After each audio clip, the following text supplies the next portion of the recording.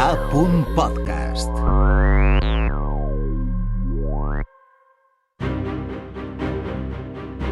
Les nostres vides discorren en un flux de rutines. La regularitat ens fa sentir segurs i confiats. Però per sota hi ha un corrent de foscor que pot trencar la normalitat en qualsevol instant. Per a no oblidar-ho, ens endinsem en l'arxiu dels crims que més ens han marcat. Com els estranys successos que van tindre lloc en un edifici del barri de Melilla, a València, a l'any 2010. Per als afectats, la vida ja mai serà la mateixa cosa. Per a la resta, som part de la nostra història negra i criminal. Tot pot ocórrer a l'hora fosca.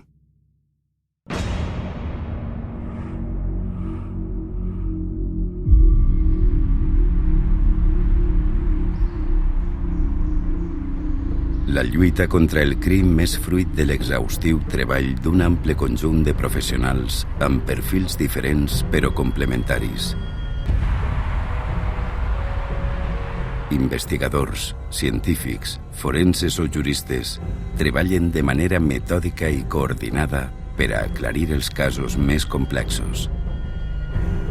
Però quan un esclavó d'eixa cadena es converteix en part implicada, s'encenen totes les alarmes.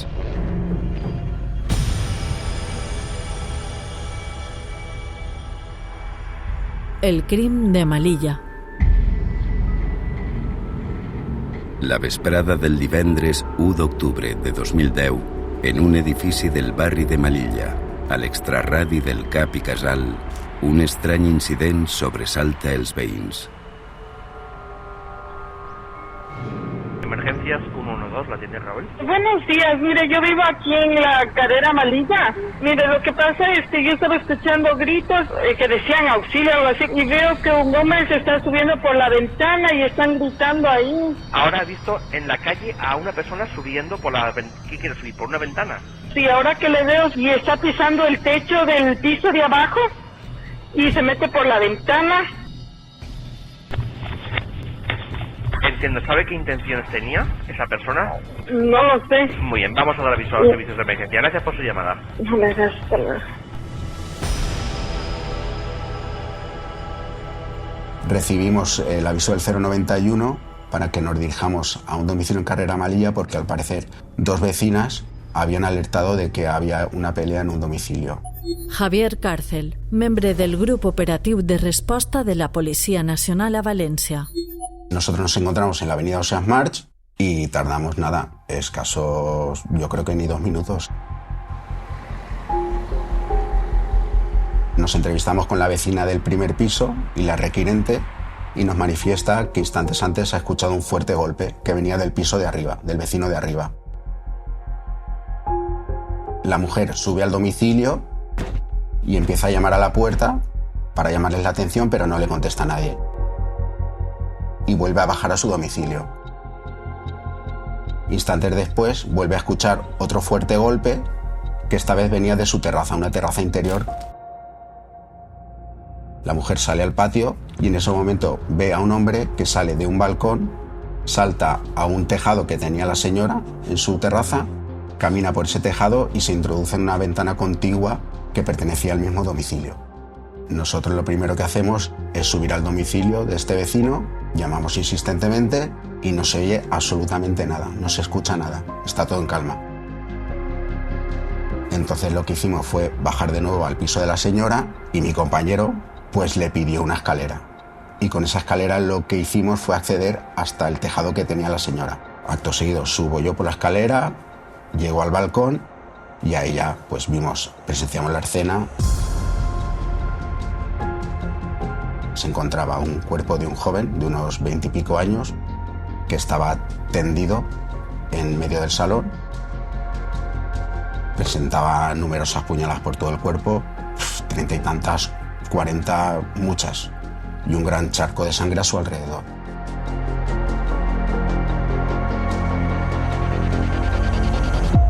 Mi compañero y yo lo que hicimos fue sacar el arma, la montamos, la sensación que tuvimos fue una sensación de mucha tensión. Mucha tensión porque los hechos se habían sucedido de forma muy inmediata y pensábamos que el autor podía estar ahí. Comprobamos que no había nadie, nos aseguramos de que no había nadie y a continuación lo que hicimos fue abrir la puerta del domicilio, que la abrí yo.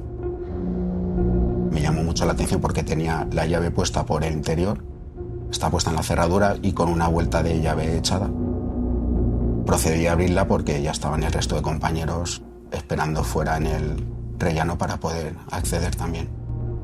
Cuando nos movemos hacia allí, hablamos con el coordinador de servicios que estaba presente, el cual nos da un primer informe sobre lo que han hallado. Esther Maldonado, cap del grup d'homicidis de la Policia Nacional a València entre 2008 i 2019. Una vez que accedemos a la puerta de la vivienda y junto con policía científica, lo que podemos observar es la entrada de una vivienda. En principio ahí no hay señales de violencia, ni registro, ni manchas de sangre. Al lado un pequeño aseo en el que sí podemos ver ya algunas manchas de sangre lavada en el lavabo. Hay unas huellas de sangre en el suelo, de pie descalzo, que van desde el aseo hacia el salón. Y en el salón es donde observamos en primer lugar y como más visible el cuerpo. Es un varón joven de unos 30 años, muy alto, que va simplemente vestido con calzoncillos y unos pantalones cortos. Por documentación que en principio encontramos por allí, pues podemos comprobar a simple vista que se trata del único morador de esa vivienda, Daniel Maldonado. Yo en ese momento me encontraba de prácticas en la policía. Mi primer destino, el grupo de homicidios. Ángel Pérez, membre del grup d'homicidis de la Policia Nacional a València entre 2010 y 2011. El primer día que llegué justo ocurrió este caso. Nunca había visto una muerte violenta, un escenario así. Había mucha sangre. Claro, y el momento fue impactante para mí. En el salón encontramos una toalla de lavabo blanca llena de sangre, la cual dedujimos que era porque se había limpiado para evitar así dejar rastro de sangre en su vida. Hay una mesa tumbada al lado del cadáver y al ser el único mueble que está tirado, pues obviamente lo relacionamos con ese primer estruendo que escucha la vecina de abajo.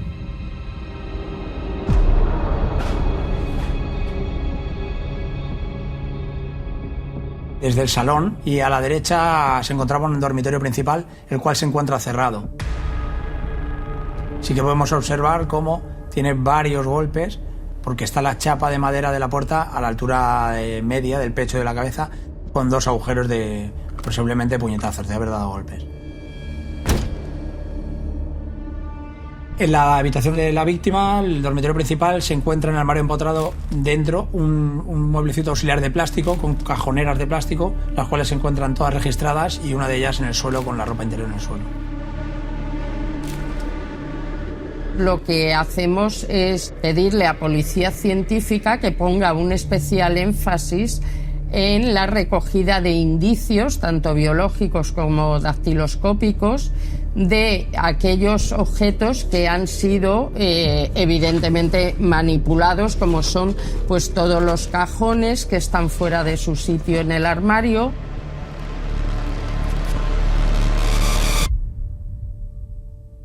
Els agents enfronten un crim de violència extrema amb arma blanca.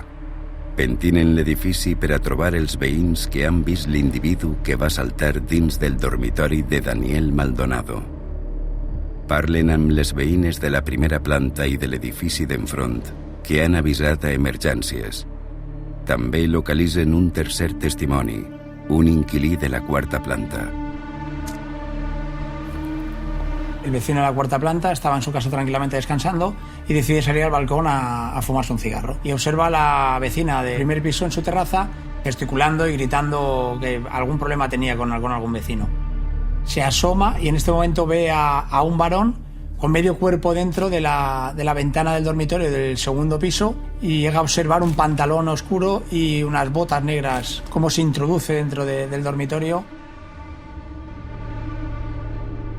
Nos describe también a este hombre como una persona muy alta, un varón muy alto, delgado, con el pelo corto. Així recollien els informatius de Canal 9 al 2010 el succés a Melilla. Conmoció al barri de Melilla de València. Es busca l'assassí d'un xic d'uns 30 anys que ahir moria cosit a ganivetades a sa casa. I està en directe Almudena Talón. Almudena. Bé, l'última hora és que de moment la policia continua buscant l'assassí, un home que segons el testimoni dels veïns va entrar per la força en casa de la víctima i després de cosir-lo a ganivetades va fugir botant des del balcó del segon pis fins a l'Uralita del primer i sembla que des d'aquest punt es va despenjar fins a este solar on ara ens trobem. Així començava esta fugida desesperada després d'assassinar amb extrema violència amb vora 20 punyalades la seva víctima, un jove de 34 anys i que vivia de lloguer així en este pis. Les veïnes que donen ahir sí que diu que han sentit demanar socorro, socorro, però alguna finestra ha botat a l'Uralita, però després de l'Uralita ahir ja s'ha perdut la pista. Quan el SAMUR confirma la mort de Daniel Maldonado, el cos és traslladat a l'Institut de Medicina Legal de València per dur-ne a terme l'autòpsia.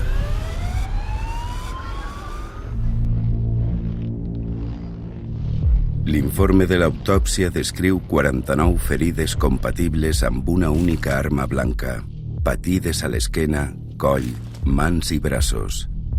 El tòrax és l'àrea més afectada amb 17 ferides, 10 de les quals penetren dins de la cavitat toràcica. Les gabinetades provoquen perforacions pulmonars i cardíaques, mortals de necessitat. La fuerza con la que han sido realizadas esas heridas han hecho que destrocen todos los órganos en la cavidad torácica. Nos indica que la persona que ha acabado con la vida de Daniel es una persona grande y con mucha fuerza y que además las heridas han sido realizadas con muchísima violencia, muchísima agresividad, muchísima rabia. Evidentemente la voluntad de matarlo es inequívoca. La policia científica analitza les empremtes dactilars localitzades al dormitori de la víctima. El resultat sorprèn els investigadors. De las 17 huellas que se habían encontrado en el dormitorio de la víctima, solo una pertenece a Daniel, que es la víctima, quedando dubitadas el resto, las 16. El análisis de la sangre que se encuentra en el domicilio, todas pertenecen a la víctima. No se encuentra ningún perfil diferente. En els dies posteriors al crim, amics i coneguts de Daniel Maldonado passen per la sala d'interrogatoris del grup d'homicidis. Les seues declaracions dibuixen el món en què es movia la víctima. Daniel es un chico joven de 30 años que se ha criado, sus padres viven en La Cañada y entonces tiene un gran grupo de amigos allí en La Cañada, porque además él es socio, tiene un pub allí en aquella zona, en La Cañada. Entonces pues él se dedica al mundo de la noche. Todos estos amigos, pues entre 10 o 15 amigos y conocidos suyos, pues coinciden en contarnos que Daniel se dedica al tráfico de drogas, al menudeo, y que la mayoría de sus clientes pues son sus amigos, son conocidos de allí de La Cañada y también del barrio donde vive Daniel, allí en Melilla.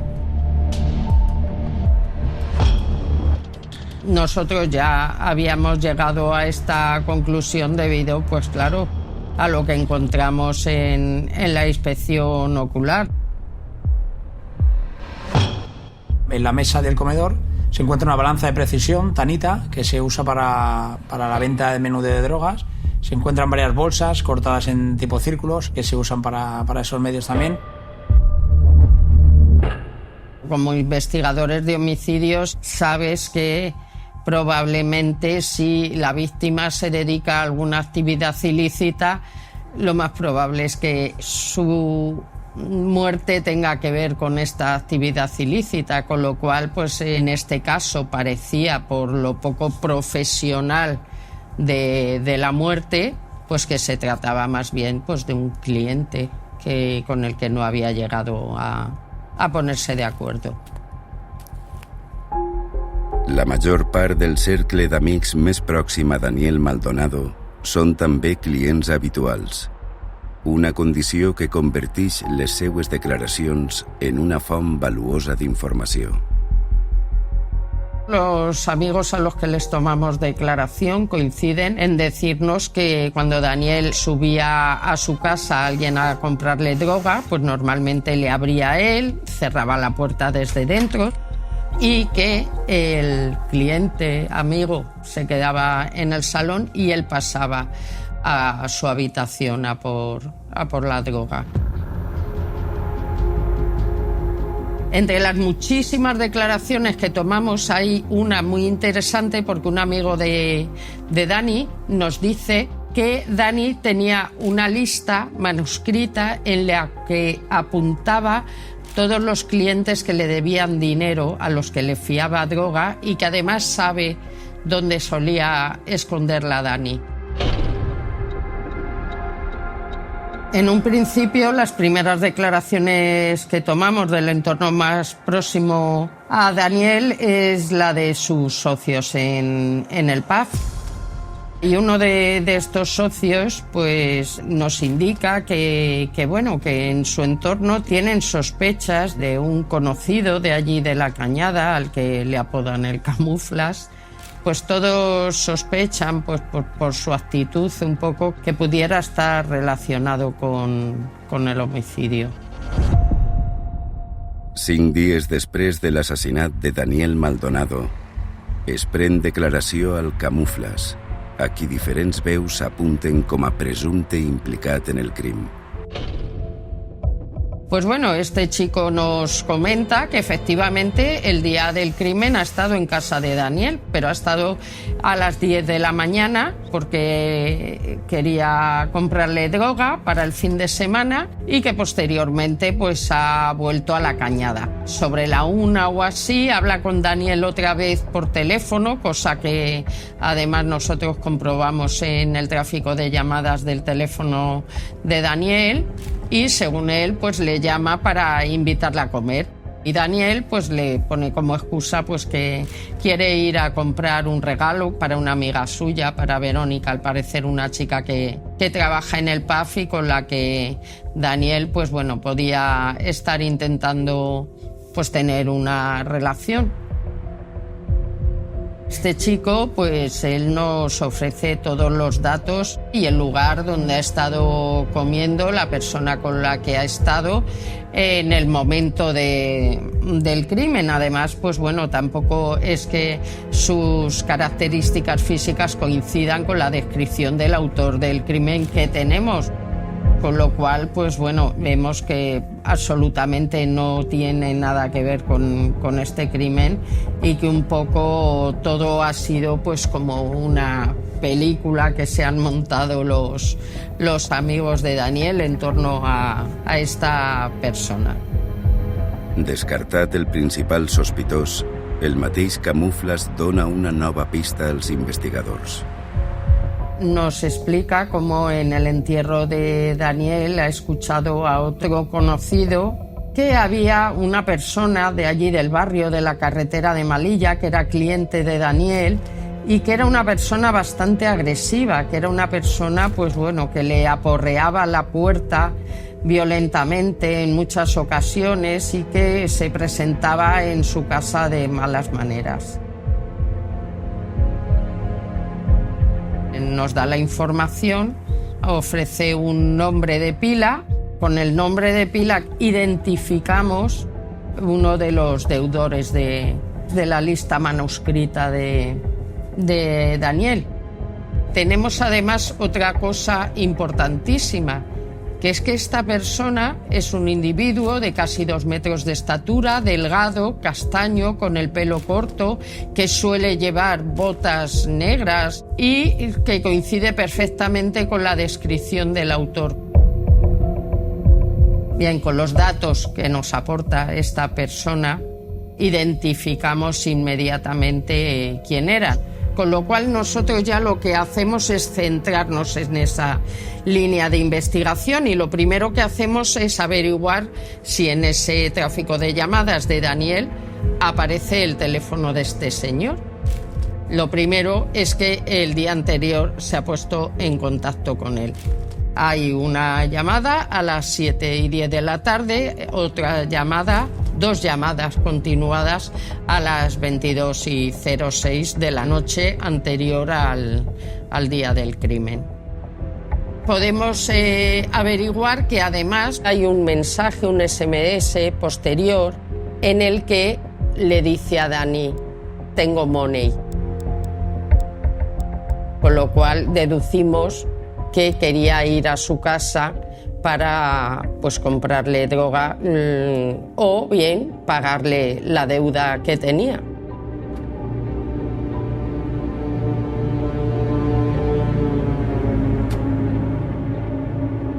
Esta persona ya era conocida del grupo de homicidios porque él junto a sus hermanos había sido investigado por un homicidio ocurrido en el año 97 en el que un traficante de drogas al menudeo, igual que Daniel, había sido hallado muerto en su domicilio.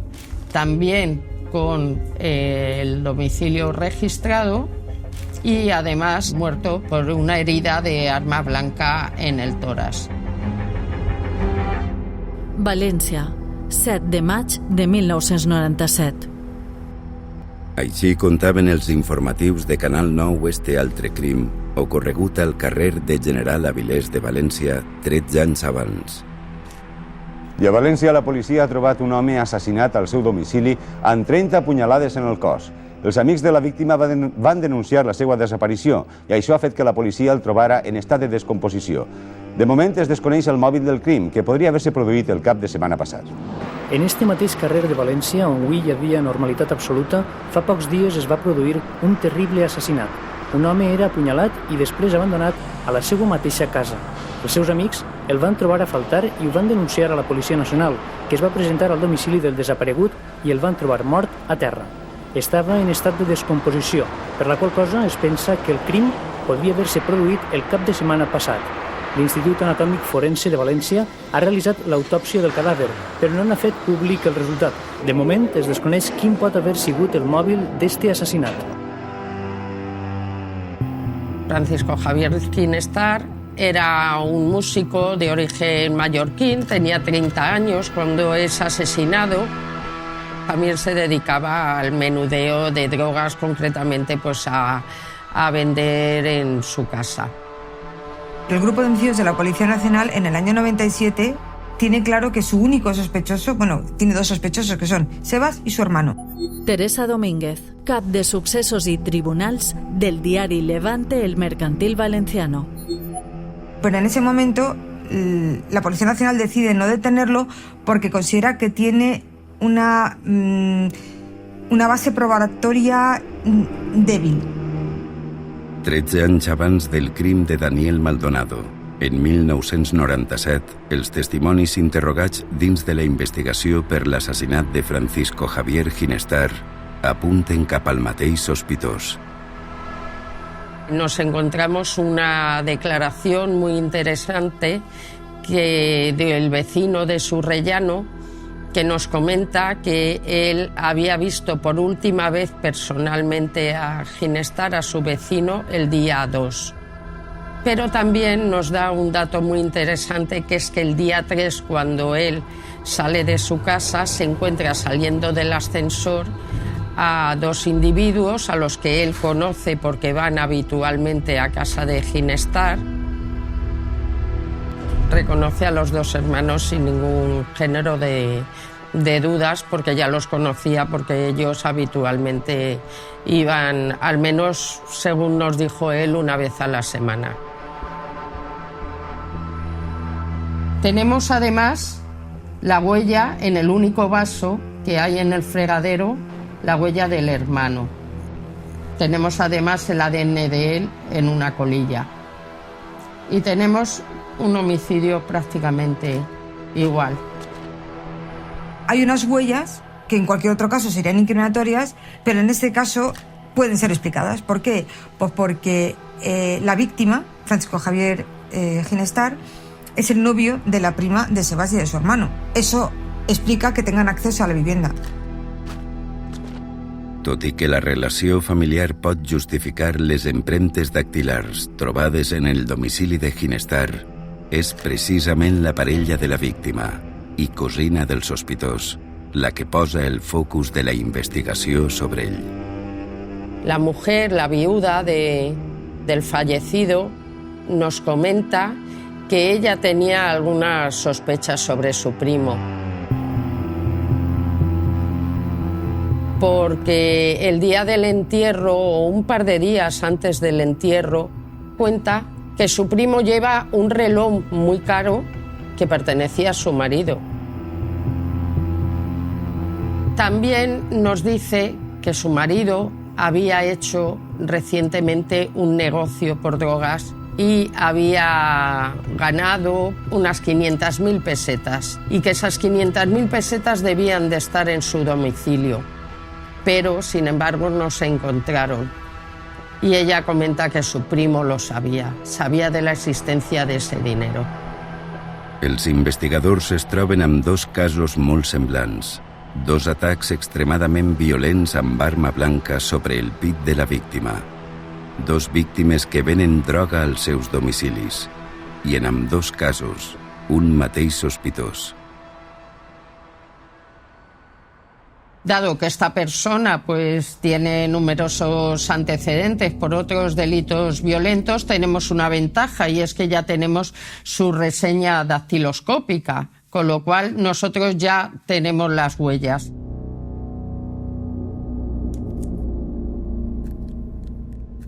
Y efectivamente, Policía Científica identifica una huella de esta persona, lo cual nos viene a confirmar su autoría. Porque además el sitio donde se ha encontrado la huella es claramente una huella de autor.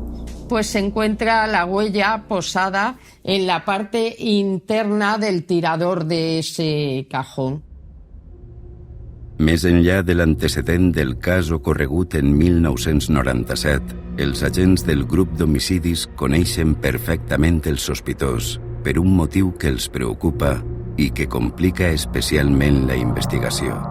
La sorpresa para nosotros es que efectivamente es una persona que todos conocemos, porque además es una persona pues muy conocida en el Instituto de Medicina Legal, porque lleva toda la vida desde que era muy joven trabajando de mozo de autopsias en el Instituto de Medicina Legal. Esto, que parece digno de un guión cinematográfico, evidentemente cayó más que como un jarro de agua fría entre los trabajadores del Instituto de Medicina Legal. ¿Por qué? Pues bueno, porque Sebas, el sospechoso, es un hombre de casi 2 metros de estatura, atlético, fuerte. Y desde luego pensar que estás trabajando a diario con una persona que puede tener una explosión de ira como la que se vio en ese escenario criminal, y que no nos olvidemos que los forenses conocían porque habían estudiado el cadáver, bueno, pues generó inquietud, miedo y bueno, bastante desazón. Los mozos de autopsia es personal auxiliar. Santiago Rincón, psiquiatra forense del Institut de Medicina Legal de Valencia. Que lo que hace es ayudar a hacer la autopsia, lavar el cuerpo, coserlo, transportarlo de la cámara frigorífica a la mesa y luego al revés, y ayudar durante la autopsia lo que el forense más o menos le va indicando. Yo cuando llegué a Valencia vivía su padre trabajaba como mozo de autopsias, y yo creo que él debió empezar a trabajar en 86-87, después de la muerte de su padre. Sebas es un vecino del barrio de toda la vida, vivía con su entonces pareja y el hijo que tenían en común, que en ese momento tenía 10 años, y su compañera sentimental le denunció por malos tratos. Él abandona ese domicilio y se va a vivir a casa de su madre, que está en el mismo barrio, a 600 metros, en una calle perpendicular a Malilla, muy cerca también de donde vivía Daniel.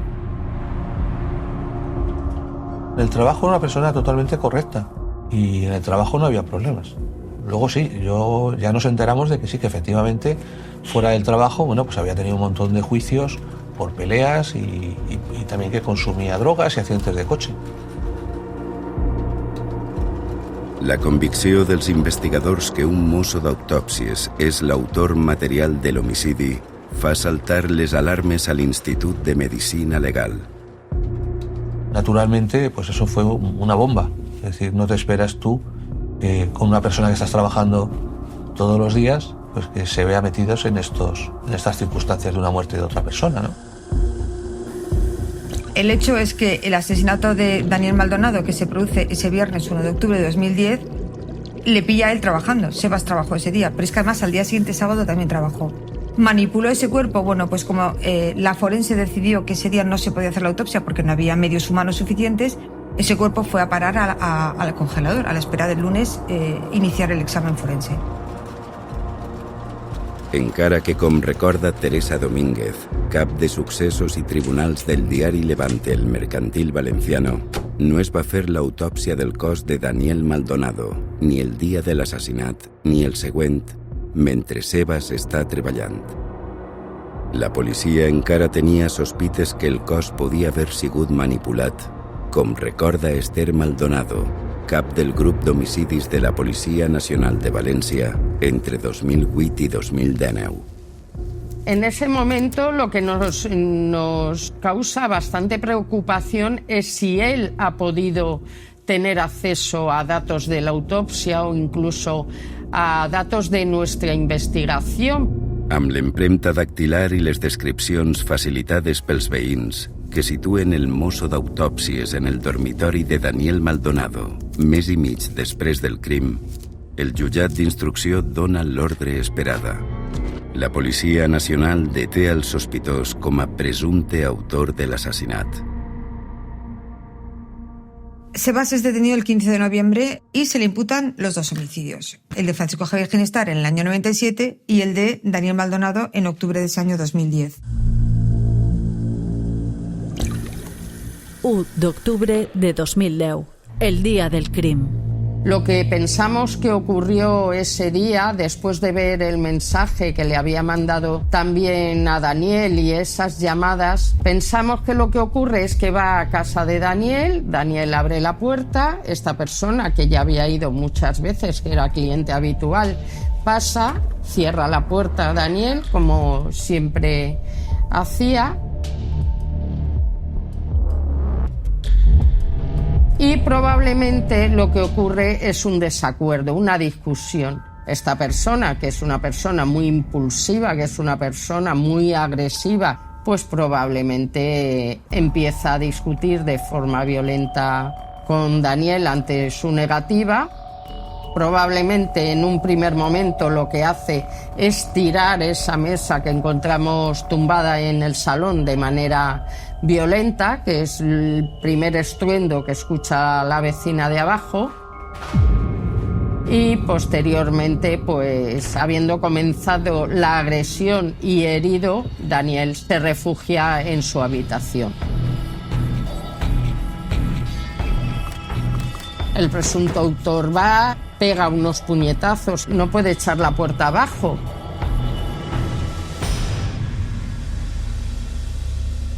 La vecina sube, le llama la atención y él se asoma. No hace ruido. La vecina baja. En ese momento el presunto autor lo que hace es salir hacia el balcón La vecina que vive al otro lado del descampado de enfrente escucha los gritos que está profiriendo de auxilio dentro de la habitación Daniel, y cuando se asoma ve a esta persona que pasa por la uralita hasta la ventana y se introduce en la habitación de Daniel. Mire, lo que pasa es que yo estaba escuchando gritos que decían auxilio o algo así, y veo que un hombre se está subiendo por la ventana y están gritando ahí, y está pisando el techo del piso de abajo y se mete por la ventana. Entonces ya todo ocurre muy rápido. Daniel intenta huir de él, abriendo la habitación de nuevo y saliendo hacia el salón. El autor sigue con el arma blanca, le persigue por la casa, empieza a propinarle un montón de puñaladas. Él intenta por todos los medios defenderse, y de ahí que tenga bastantes heridas, bastantes cortes de defensa, que los llamamos. Una vez que se produce la agresión, no olvidemos que el presunto autor trabaja en el Instituto de Medicina Legal y tiene conciencia forense. Se quita las botas, anda descalzo para no dejar huellas de su calzado, porque sabe que la policía, pues las huellas de calzado las investigamos y tenemos incluso una base de datos para poder identificar el calzado. Va al lavabo, se limpia las manos, se seca con una toalla que encontramos encima del sofá, se limpia los rastros de sangre para no dejar huellas de sangre, y lo que hace, se va directamente a la habitación de Daniel, porque él sabe que es allí donde esconde la droga, y de allí empezará a rebuscar. Entonces probablemente puede que encontrase cocaína dentro del armario, quizá dinero, y se marcha rápidamente, pero en pocos minutos, a -5 llega ya la policía. Nos encontramos con un asesino ideal. Vicente Garrido, catedràtic de Criminología de la Universitat de Valencia. Este hombre es el que nosotros podríamos denominar el killer perfecto. Es un hombre fuerte, es un hombre fiero, es un hombre violento. Y para acabar de completar el panorama, se trata de alguien que está acostumbrado a la muerte. Es mozo de autopsias, de tal manera que tiene mucho tiempo durante su trabajo para reflexionar sobre lo que implica matar a alguien y que no te cause ningún problema, sino más bien lo contrario. Uno puede sentirse incluso satisfecho de no ser uno de los cadáveres, sino alguien que precisamente es capaz, con su violencia, de dejarlos en ese estado. Poc després de la detenció, la policia busca noves proves en l'escorcoll del domicili del detingut, qui nega taxativament cap participació en el crim. Como hacemos de manera habitual después de producirse una detención, realizamos un registro en casa del detenido, en el cual pues se encuentra, pues además de un par de botas, se recogen varios pares de botas, pero unas en concreto se reúnen las características que nos han apuntado los testigos sobre las botas que llevaba el autor del crimen, concretamente ese vecino de arriba que había visto y se había fijado bastante en las botas. Además, y es de interés, durante la práctica del registro, él mismo nos manifiesta que hay unas películas porno y él mismo manifiesta de forma voluntaria que se los ha regalado Daniel. De hecho, de uno de los DVDs se obtiene además una huella de Daniel. En els dies posteriors, l'advocat defensor recorre el processament del seu client per l'homicidi ocorregut en 1997 i també la presó provisional sense fiança decretada per l'homicidi de Daniel Maldonado. La jueza retira la acusación por el caso de Ginestar por una razón muy simple, porque si tú te empeñas en llevar a juicio a alguien y la base probatoria es floja, es débil, y siembras la duda en el jurado y ese jurado da un veredicto de inocencia, lo tendrás que absolver y ya no va a pagar por un delito que tú crees que ha cometido. Claro que para el grupo de homicidios fue un poco decepcionante, aunque personalmente creo que la decisión de la Fiscalía pues fue probablemente la más correcta, porque hacía mucho tiempo de ese homicidio, yo no participé en ella, no sé tampoco qué más se podía haber hecho. Hay a veces que no puedes conseguir más. A l'abril de 2011, la situació de Sebas a presó té un gir que quasi ningú podria esperar.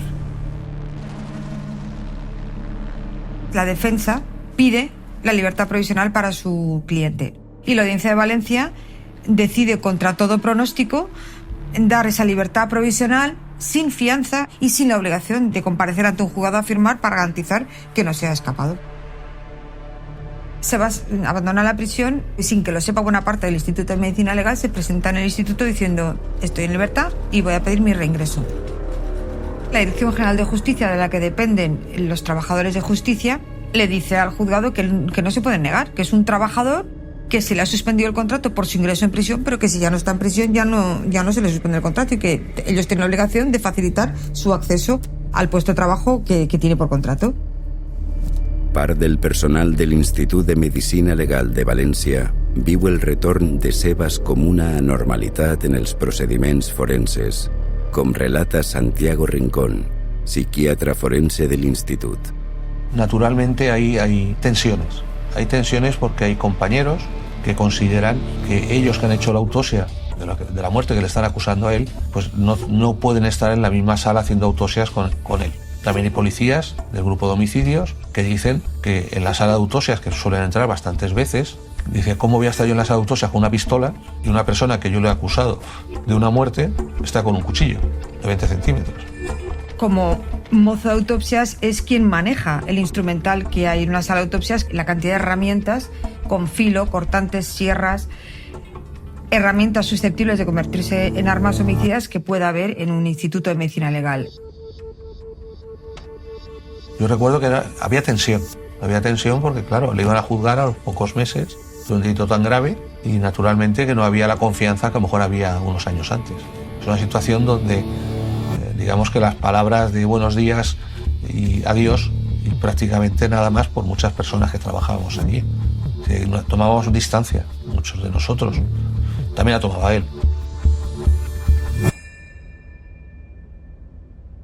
7 de febrer de 2013. Més de 2 anys després de la mort de Daniel Maldonado, comença la vista oral al mateix edifici on l'acusat ha treballat durant l'última dècada. Fiscalia i acusació particular demanen una pena de 14 anys de presó per un delicte d'homicidi. Contràriament, Fernando Fernández, advocat de Sebas, considera la lliure absolució com l'única sentència possible en les seues intervencions durant el juicio.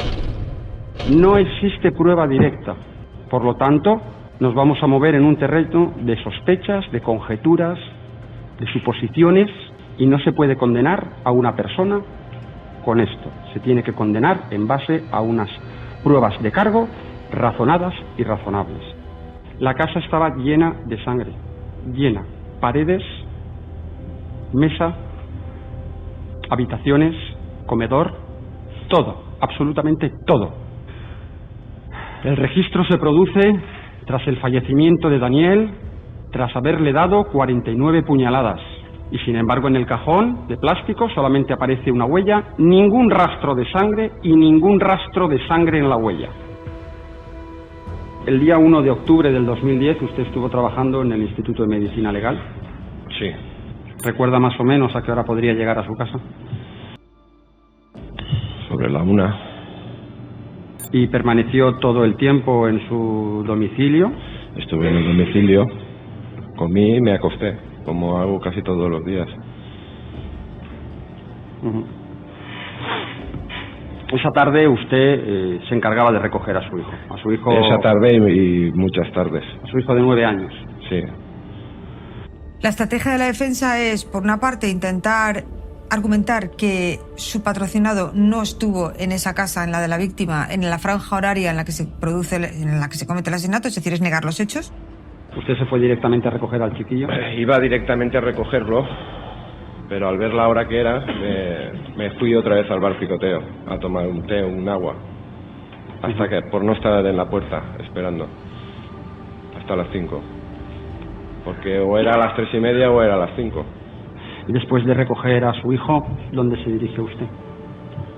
Fui a una casa de lotería que hay y luego a casa. Claro que dice que no estuvo. ¿Por qué? Porque nadie lo ve salir de la casa. Porque ven a un tío de espaldas entrando y juega su baza. ¿Conocía usted a Daniel Maldonado? Sí. ¿Cómo podría catalogar o tenía determinar? muy buena relación con él. De hecho, subí a mi hijo a jugar a la Xbox con él. Yo iba a jugar con él a la Xbox, al ordenador. O sea que muy buena relación.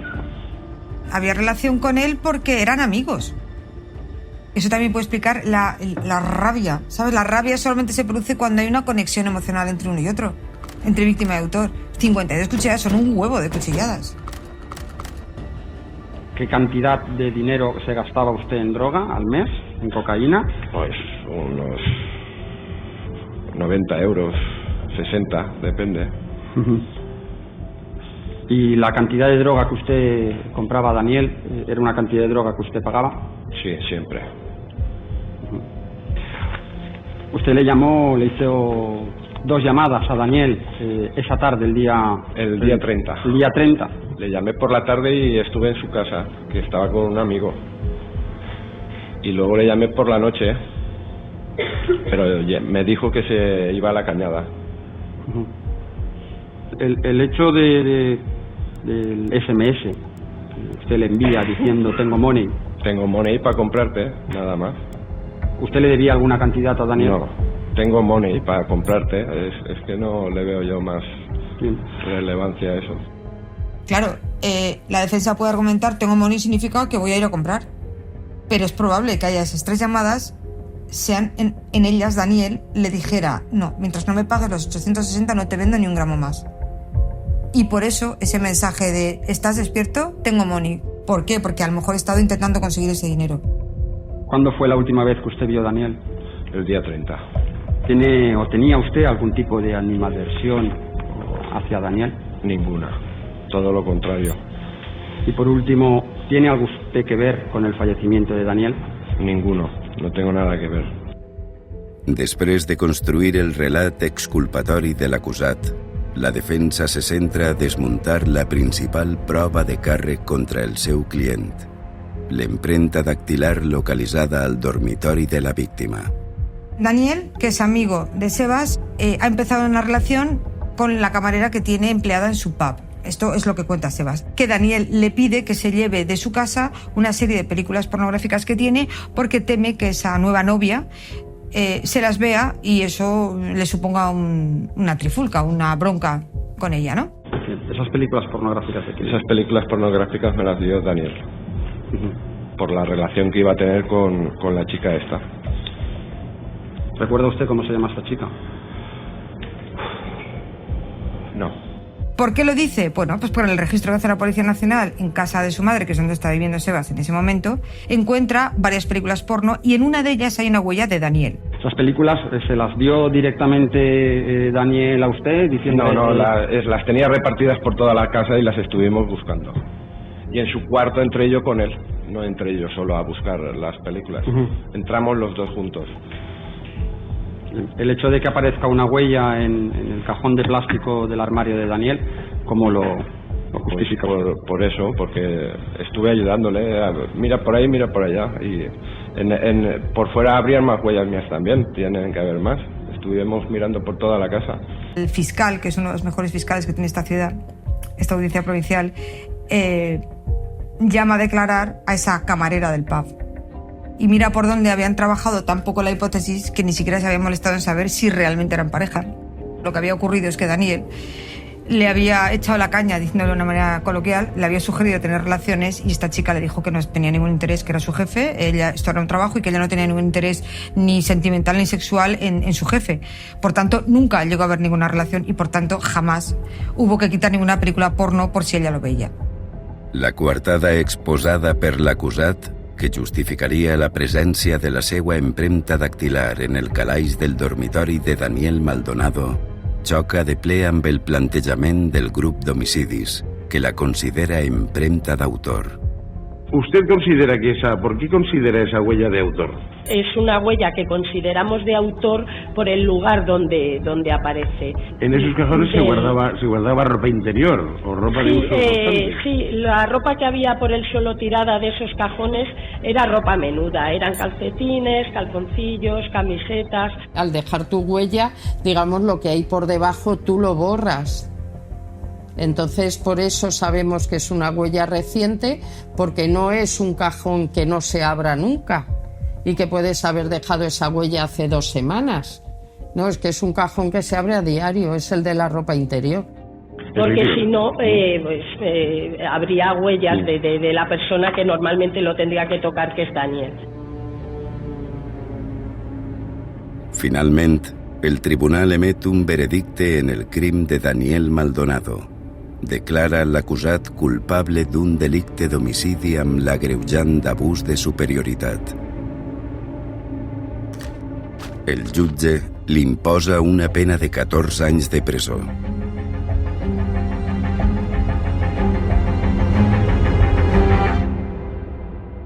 El futur de Sebas li planteja molts interrogants a Santiago Rincón, psiquiatre forense de l'Institut de Medicina Legal de València, y a Vicente Garrido, catedrático de Criminología de la Universidad de Valencia.